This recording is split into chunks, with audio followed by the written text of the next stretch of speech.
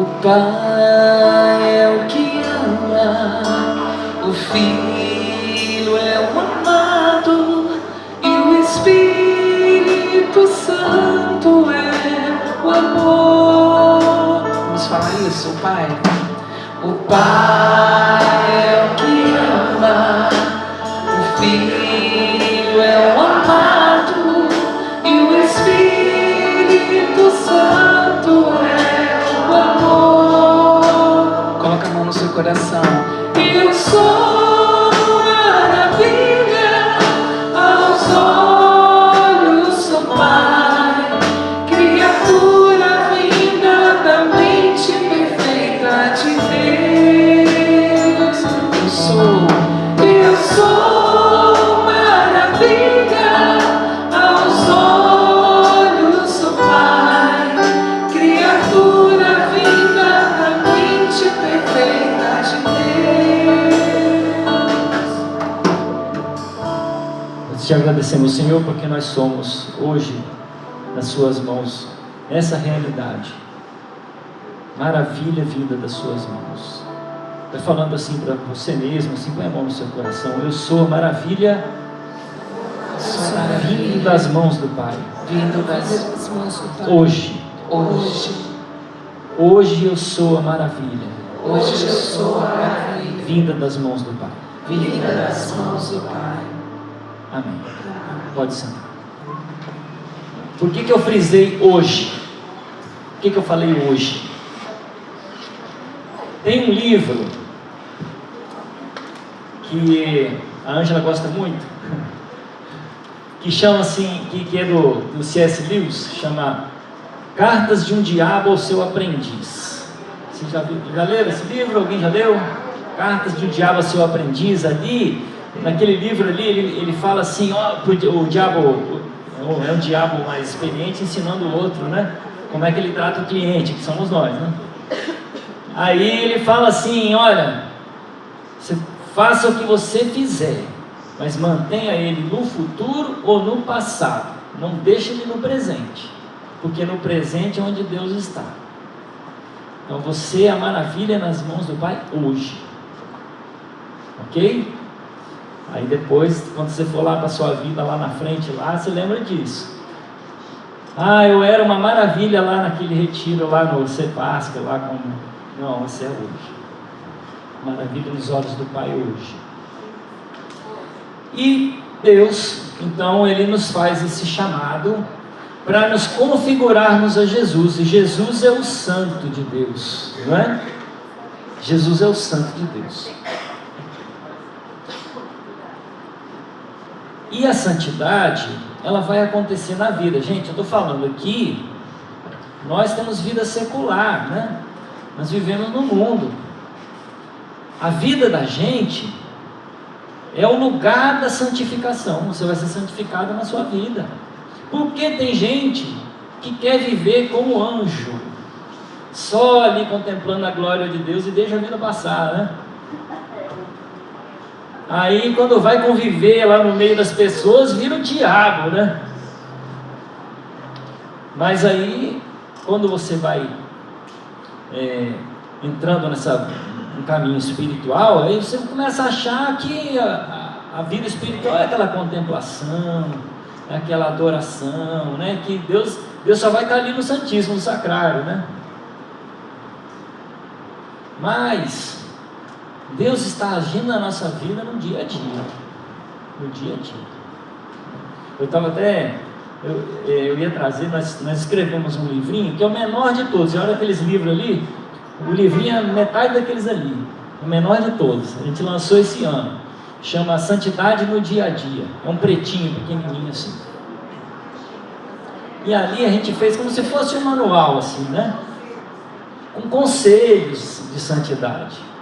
Mas para quê? Para você se santificar no dia a dia. Que a gente estava falando do Padre Léo, né? De todos os santos que a gente estuda numa igreja, que a gente aprende com eles. A gente aprende o quê? A humanidade deles. Aprende a humanidade deles. Se quiser aprender só a parte santa, lê o Evangelho. Mas nós estamos falando da santidade. Jesus ele veio mostrando a santidade ao longo da vida dele, né, do tempo que ele passou aqui conosco, na vida, no dia a dia, no cotidiano, com a prostituta, com a viúva, com o cego, com o discípulo, com o fariseu, né? É assim. Você não tem lá na sua vida, no seu dia a dia, você não lida com o pessoal que é cego, que é surdo e mudo, que parece que é epilético. Tem uns que parecem que são epiléticos, né? Desequilibrado, assim, né?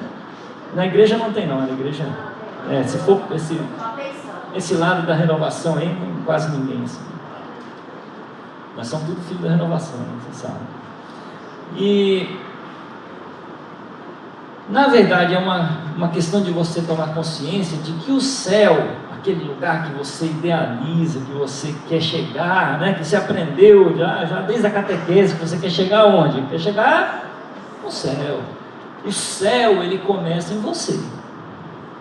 O céu começa em você. E você vai construindo esse céu. Ele está lá, você vai encontrando ele, né? Por que eu falo que o céu começa em você? Porque senão você vai ficar esperando que o céu esteja fora de você e você fica exigindo um mundo perfeito à sua volta. Por isso que você só quer ficar lá na adoração, lá diante de Jesus, mas lá na vida, né? Parece que tem gente que começa a caminhar na igreja e vai abandonando a vida. Não, tem que abandonar o mundo. Abandona o emprego, trabalho, maridos, filhos. Não. Se você tivesse sido chamado, né, a ser monja, né, eu atendo alguns mosteiros, né, eu atendo 2 mosteiros carmelita e um mosteiro beneditino. Que lá é difícil, tem que entrar lá, atender, é raro elas poderem sair e tal. E elas vivem essa vida contemplativa, né? E a gente fica daqui de fora, quem não conhece, imaginando que as monjas, você conhece as carmelitas? As monjas estão lá dentro assim, né? Assim, dia inteiro, 24 horas. Não, filho, estão cheias de coisas lá também, humanas também. Então, como é que você vai fugir da humanidade se você é humano? Não dá, não vai dar. Esse tipo de espiritualidade não vai dar, porque é um tipo de espiritualidade que você está usando para fugir da parte feia que você não gosta, é a humanidade. E Jesus veio mostrar para nós que a humanidade, na verdade, ela é, o que eu falei de manhã antes? Bela. A humanidade é bela.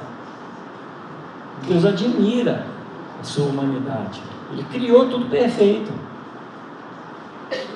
Então, como é que a gente vai fazer para a gente sair dessa viagem, né, espiritualista, contemplar o cosmos, a natureza, e sai da sua... Porque senão, gente, até servir no movimento vai ficar pesado demais. E se ele queria, vamos eliminar os seres humanos, na minha volta eu vou servir. Vai ficar mais fácil.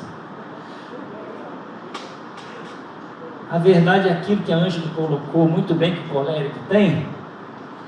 Todo ser humano, isso é de Santo Tomás de Aquino, todo ser humano, ele tem colocado na natureza dele um senso de finalidade. Senso de finalidade. Se você perder o senso de finalidade, você não sabe para que está no mundo. Então essa é a primeira coisa que você tem que identificar.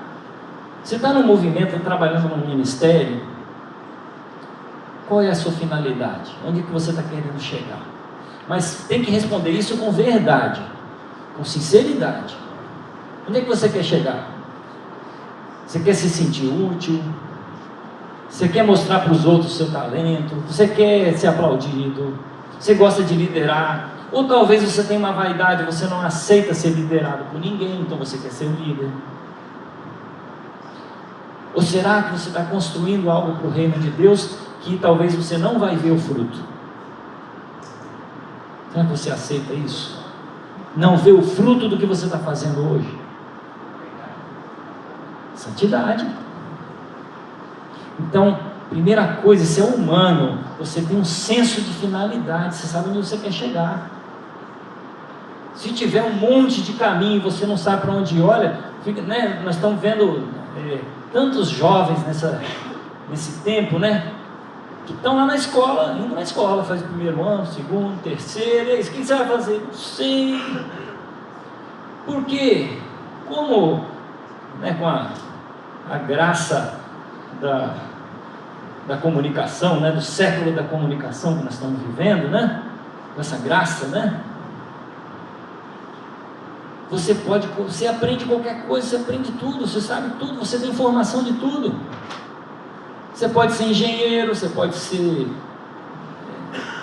técnico de TI, você pode ser médico, você pode ser padre, você pode ser blogueiro, você pode dirigir caminhão, você pode tudo. E os jovens, eles estão sentindo isso, eu posso tudo. O que é tudo? Nada. Por quê? Falta o quê? O senso de finalidade. Qual é a finalidade da minha vida? Eu estou nesse mundo para quê? Para realizar o quê? Eu quero realizar tudo? Isso é soberba. Soberba. Você às vezes está no seu ministério aí dentro do movimento, já de olho no outro. E dando palpite nos ministérios dos outros. Porque você acha que pode ser tudo. Você só pode ser você.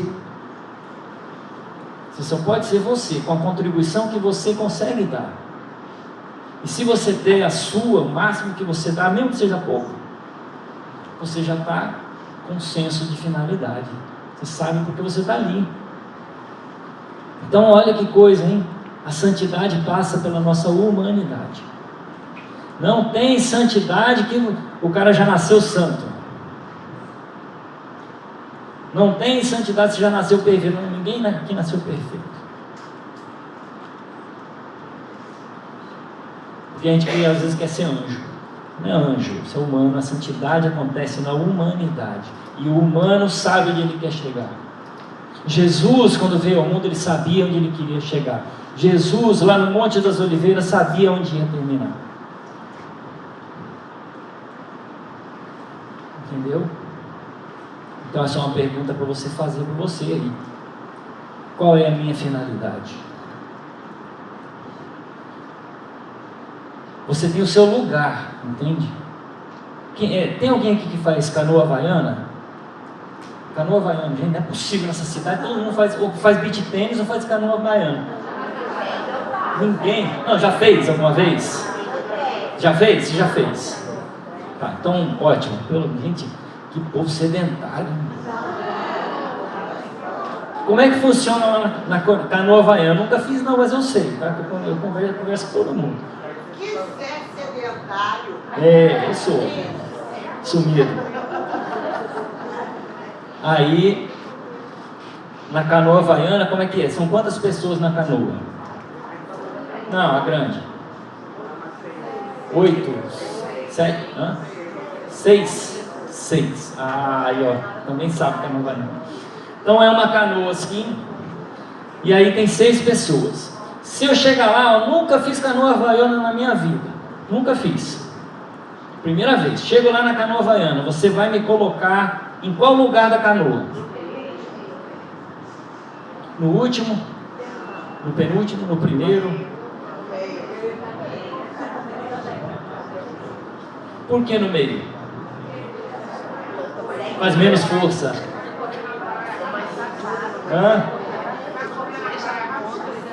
Qual das posições na canoa que atrapalha menos? Se der. O da ponta lá é importante? Ele que puxa. E o último? Eu posso sentar no último? O último lugar é o lugar os últimos serão os primeiros, não?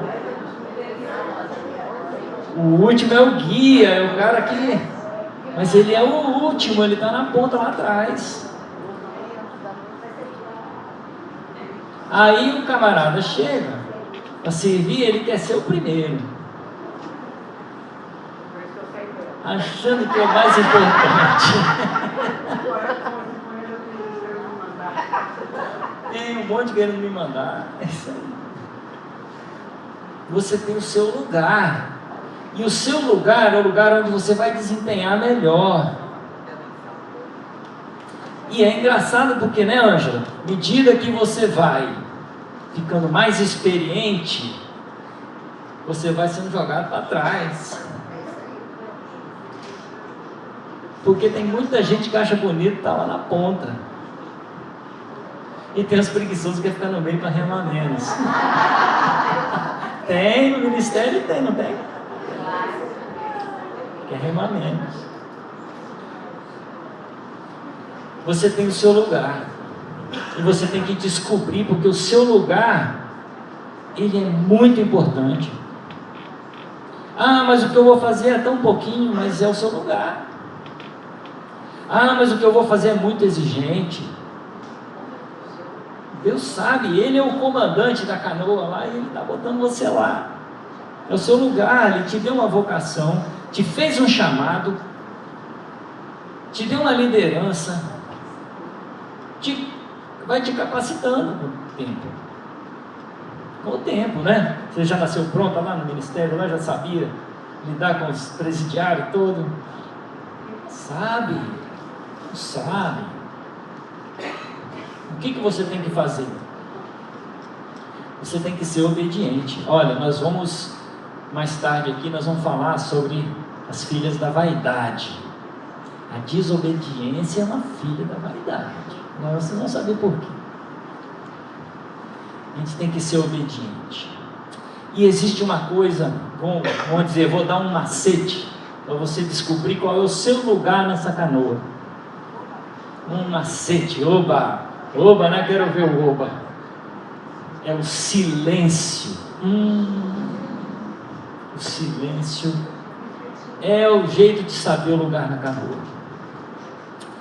E aí, quando eu falo em silêncio, toda vez que eu falo em silêncio, eu me lembro da pessoa, o ser humano mais importante da Bíblia, depois de Jesus. Quando foi a primeira vez que Maria fez silêncio? Está escrito lá assim, ela fez silêncio e meditou no coração.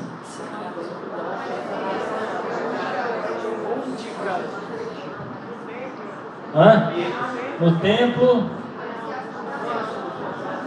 na perda de Jesus.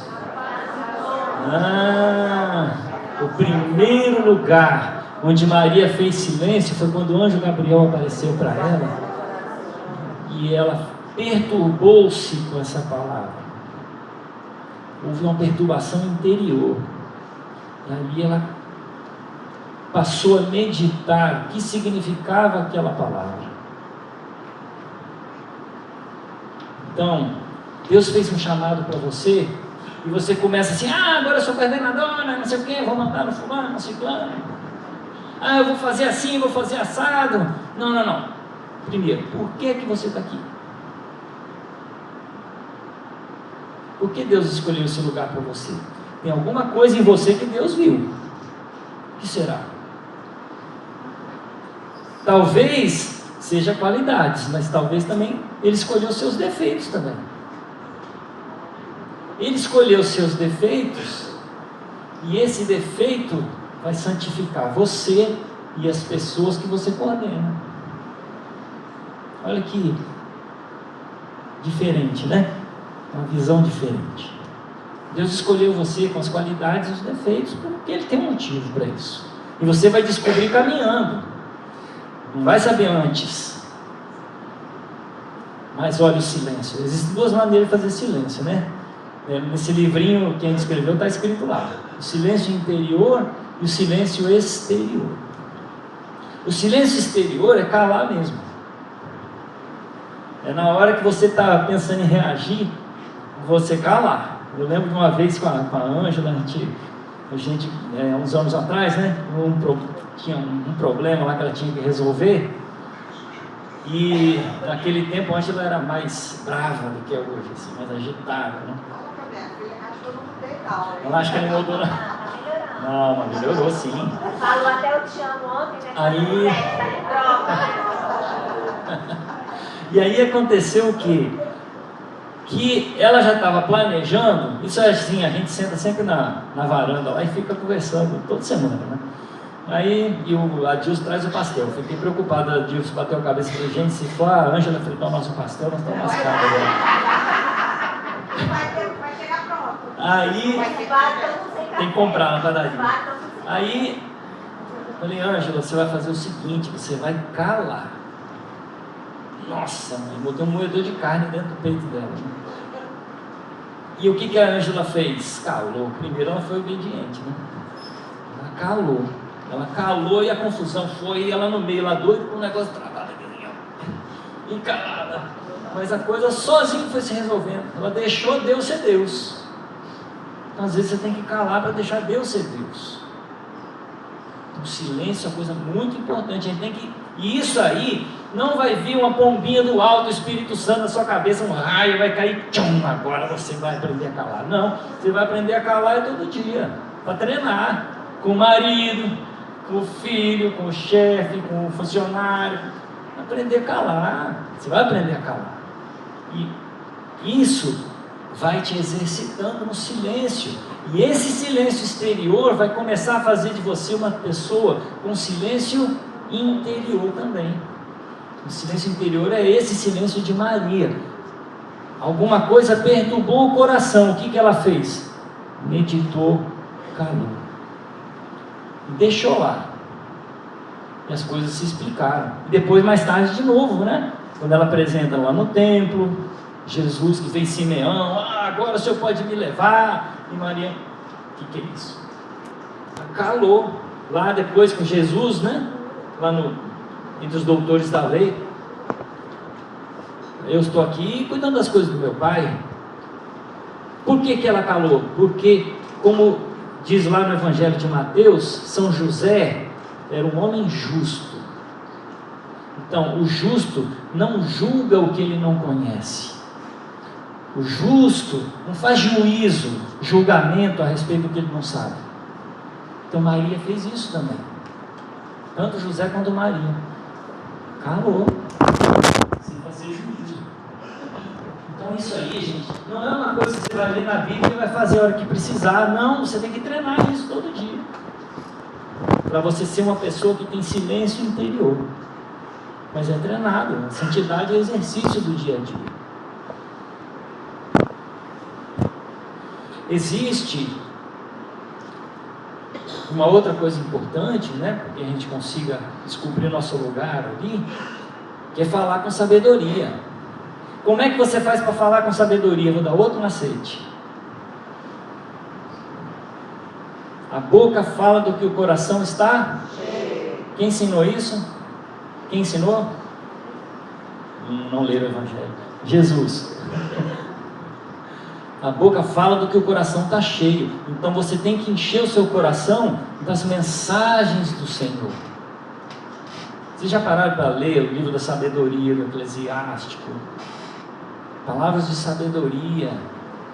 Você vai ter palavras de sabedoria quando você encher seu coração das palavras de sabedoria. Porque se você ficar esperando, porque às vezes a gente a renovação carismática não ensinou isso, mas as pessoas interpretaram errado, né? Que vai vir o Espírito Santo na hora que eu precisar e eu vou falar aquelas palavras. Aquela palavra de sabedoria é outra coisa. Existem 3 tipos de situações que são chamadas de sabedoria, mas são coisas diferentes, né? Tem dons efusos, dons infusos e tem a personalidade. Então, as virtudes, né? Sabedoria como virtude é uma coisa, como dom infuso do Espírito Santo é outra coisa, como dom efuso carismático é outra coisa. Nós estamos falando de virtude aqui. Você desenvolve virtude exercitando. A virtude é um hábito bom que você exercita. Então você exercita aprender palavras de sabedoria para na hora que você precisar você ser sábio. E não ter medo da cruz. E assumir o remo lá da canoa. Olha essa passagem do Evangelho aqui, ó. Evangelho de Marcos 4:37 aqui embaixo. Surgiu então uma tempestade bem forte que lançava as ondas dentro do barco, que se enchia de água. Jesus estava na parte de trás, dormindo sobre o travesseiro. Vou parar aqui. Tem gente que entra no barco e quer deitar no travesseiro do lado de Jesus. Não, meu filho, seu lugar é no remo. Quer ficar lá no Santíssimo adorando. Seu lugar é no remo. Você vai remar. Jesus está lá no travesseiro, ele acorda no que ele quiser. E o mar é o mundo. Está batendo no barco e está agitando. Aí o camarada vai, deita do lado do travesseiro de Jesus. Sabe o que vai acontecer? Vai vir uma onda, vai assim, ó, pá, vai te jogar lá no mar do mundo lá. E muita gente já caiu por causa disso. Porque a sua santificação não vai passar por osmose. Você vai pegar o remo e vai remar.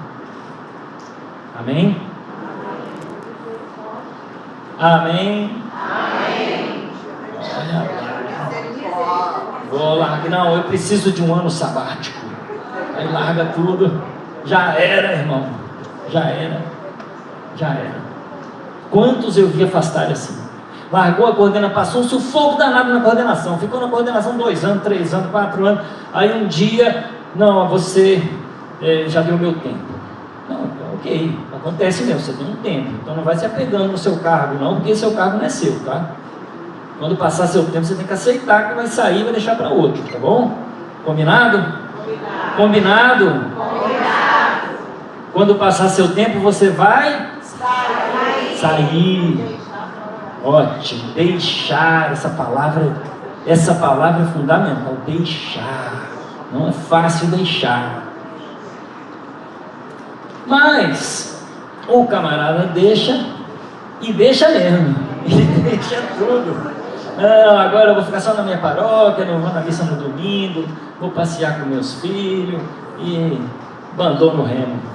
Abandonou o remo, a onda vai fazer assim, ó, pá, lá vai ele, dentro do mar. Quantos eu já vi assim? Quantos? Pega no remo. Seu lugar é no remo, não é na almofadinha não. Porque Deus age na ação humana. Grava essa frase. Deus age na ação humana.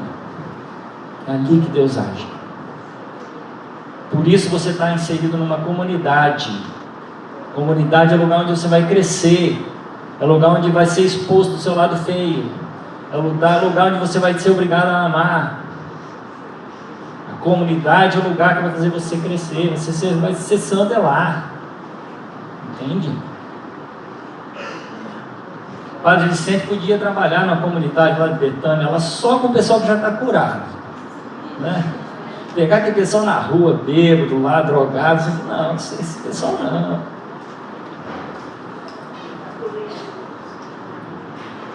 Bem, então nós vamos falar um pouquinho sobre uma introdução sobre essa questão do pecado, de modo especial hoje, sobre a vaidade. Então eu vou dar só aquele spoiler, o panorama geral, para vocês entenderem, contextualizarem o que vai acontecer aqui à tarde, tá? Primeira coisa é o seguinte: o pecado é uma falha humana. O pecado é uma coisa que é inerente à natureza humana. O ser humano, você, eu, nós temos um caminho para seguir. Nós temos uma luz que nos atrai, que nos leva. Mas às vezes a gente tropeça no caminho. Às vezes a gente sai da luz e vai para o escuro. Mas é só voltar. Arrepende que você entrou no escuro e tropeçou lá e caiu lá, e volta para a luz de novo. É uma falha. E a natureza humana falha. Então, isso é uma realização do seu ser natural. Sua natureza vai acontecer isso aí. Então, o pecado, ele é uma questão moral, não é uma questão religiosa, entende? O pecado, a questão moral, ética, ela não está na vontade deliberada, não está na minha vontade o que é o pecado e o que não é. Senão, a gente iria acreditar que a igreja, como muitas pessoas acreditam, que a igreja tem um catálogo de pecados e você tem que decorar. Deixa eu olhar na lista aqui, esse aqui eu estou cometendo. Então, eu posso concordar ou discordar e criar a minha própria lista de pecados, porque é a minha vontade que decide o que é pecado, o que não é, o que eu devo ser ou não devo ser, e tem gente achando que é um monte de coisa que não é, por causa disso, porque acha que o pecado depende da minha vontade. Não, o pecado está na natureza das coisas. Todas as coisas têm uma natureza que é ordenada a um fim, como eu falei lá. Se o fim está errado, pecado, desvio, tropeço, foi para o escuro. Então, se eu não concordar com a lei da gravidade, eu vou me jogar de cima de um prédio. Se eu achar que agora eu sou um passarinho, que eu preciso voar, então eu vou sair querendo voar por aí. A natureza humana, ela tem suas próprias características, e se você agredir essas leis naturais da natureza humana, o que é isso? Pecado. Então não é que a igreja colocou lá o homossexualismo é pecado, está lá na lista do catálogo. Está na natureza da coisa. E assim várias outras coisas. Várias outras coisas.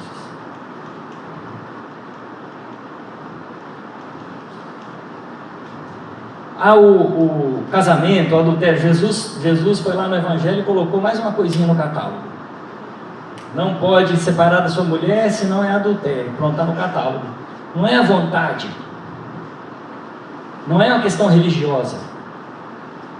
Não é simplesmente Jesus teve uma ideia e falou assim, a partir de agora vai ser assim, porque ele é um mandão. Não, está na natureza das coisas. A natureza do homem é a verdade. E se você foi lá diante do padre, da comunidade, com o seu noivo, e assumiu que era para sempre, assumiu que era para sempre. Amar e respeitar para o resto da vida. Não é a listinha que a Igreja Católica fez. Está na natureza das coisas. Então, o homem, na verdade, ele consegue intuir o certo e o errado. Você olha lá na Bíblia, Caim matou Abel, certo? Caim não matou Abel? Já tinha as tábuas da lei? Onde que estava escrito que não podia matar o Abel? Onde que estava escrito? Estava no coração dele, porque a lei moral está na natureza da coisa. Você não pode matar o seu semelhante, você sabe que isso está errado. Então, quando você faz a coisa errada, você sabe que está errado. Não foi a cultura judaico-cristã que te obrigou, que nem existia quando Caim matou Abel. Entende? Pecado, para não achar que aquele bicho de 7 cabeças é uma coisa reversível. Como? Pela misericórdia de Deus. Quando é que o homem vai continuar lá no escuro pecando? Quando ele não confia na misericórdia de Deus. E aí, como o Padre Donizete falou ontem, não se perdoa. Não se perdoa e fala assim, eu não vou voltar para a luz porque eu não mereço. Fica lá na escuridão. Quantos são assim? Não são? Na sua família não tem gente assim? Tem. Não volta para o caminho da luz porque acha que o caminho dele é aquele mesmo. Mas não é. O ser humano naturalmente foi criado para a luz de Deus. Eu acabei de falar mais cedo aqui, para a glória de Deus. Deus nos criou para a glória dele, para ele, para participar da felicidade dele. Para isso que nós fomos criados. É só seguir corretamente a sua natureza. Sua natureza. Sua natureza é ser bom, porque Deus é bom. Sua natureza é amar, porque Deus é amor. Então, acontece algumas coisas, alguns vícios que nós vamos adquirindo, e isso aconteceu desde o princípio das coisas, né? Lá quando a gente vê aquela história de Adão e Eva, né, que é ilustrada lá no Gênesis, qual foi o primeiro pecado que aconteceu? O pecado da serpente, o pecado diabólico, qual é? Fala alto aí, gente. Por que ele desobedeceu? Por que ele desobedeceu? Por soberba. Ele desobedeceu por soberba. O que é a soberba? É o amor excessivo à sua própria excelência. Então, quando você ama excessivamente a sua própria excelência, você está sendo soberbo. Por quê? A minha excelência é tal que não pode existir outra acima de mim. Dizia Nietzsche, né? Não posso admitir que existam deuses e eu não seja um deles. Então, o amor, o apego à minha própria excelência é a soberba. E a soberba vai gerar 3 pecados espirituais. 3 pecados espirituais. Os pecados espirituais, você concorda que são mais graves do que os pecados físicos, corporais? São mais graves, porque o espírito é superior ao corpo, certo? Então os pecados espirituais são mais graves, são mais difíceis, são mais enraizados na gente. São 3. A vaidade, a avareza, o apego às coisas materiais, e a inveja, que é a tristeza com o bem do outro. Esses 3 enraizam na gente. É muito difícil de tirar. Muito difícil de tirar. Depois, começam a surgir 2 pecados que afetam o espírito espiritual, mas também a carne. Que são a ira, porque a ira se dá como? No sangue. A ira, ou falta de sangue também, né? No caso é assídia. Que é a ira e a assídia, que o pessoal chama de preguiça, né? Mas não é preguiça. A assídia é uma aversão à sua excelência, o contrário da soberba, né? Um amor à sua excelência. A assídia é uma aversão à sua excelência. Não, eu não sei fazer isso. Não, eu não consigo. Não, eu sou tão incapaz. Não, não vou fazer não. Isso vai dar um trabalho danado. E existem ainda 2 pecados, eu já falei 5, 3 espirituais, 2 que são espirituais e corporais, e 2 que são plenamente corporais, que são a gula e a luxúria, que se dão na carne. Lutar contra os pecados da carne é mais fácil, ou menos difícil, do que os pecados espirituais. Então você lutar contra as suas vaidades, muito difícil. Por quê? Por causa da soberba. Você acha que você não tem aquele pecado. Vaidoso? Eu não sou vaidoso. Inveja? Eu não tenho inveja. Ah, o meu vizinho lá comprou uma Ferrari, mas eu não quero ter uma Ferrari. Não me interessa isso. Grande coisa que ter uma Ferrari. Não estou falando de um pecado físico, material. Estou falando de um pecado espiritual. A inveja do bem do outro, que o outro teve um sucesso que você não teve, que o outro conseguiu uma coisa que você não conseguiu. A inveja tem lá suas filhas também, mas aí não vou entrar na suma teológica aqui. Mas hoje particularmente nós vamos falar sobre a vaidade. Então a vaidade, ela tem 7 filhas. E hoje à tarde nós vamos falar sobre as 7 filhas da vaidade. Ou seja, a soberba, o pecado diabólico do diabo, foi ensinado para nós, e um deles é a vaidade, que é a vanglória, a glória vã, é se gloriar em vão, e gloriar do nada que você é. Como dizia Raniero Cantalamessa, o homem é um nada soberbo. Coitado. O homem é um nada soberbo. Então, a vaidade é a vanglória. E essa vanglória produz 7 filhas, que nós vamos ver, né, mais para frente aí. A jactância, a presunção, a hipocrisia. Eu não sou hipócrita não. Vamos ver mais tarde aí. Todos nós temos um pouquinho de todas. Por quê? Porque esses 7 pecados capitais, eles estão na cabeça, são os capitães dos outros. Eles geram todos os outros. Todos os outros pecados que a gente comete. Por isso que quando você vai fazer seu exame de consciência, é bom você ir voltando nesse pecado até você chegar qual é o capital que você vai ter que mudar. Qual é o pecado capital que você tem que mudar? Porque senão você fica confessando para o padre escrúpulo. E isso não interessa. É uma confissão rasa, né? Superficial. Mas igual os monges confessavam, né? Os padres do deserto. Né? Mas por quê? Por quê? Por quê? Muito bem, vamos então ficar de pé agora.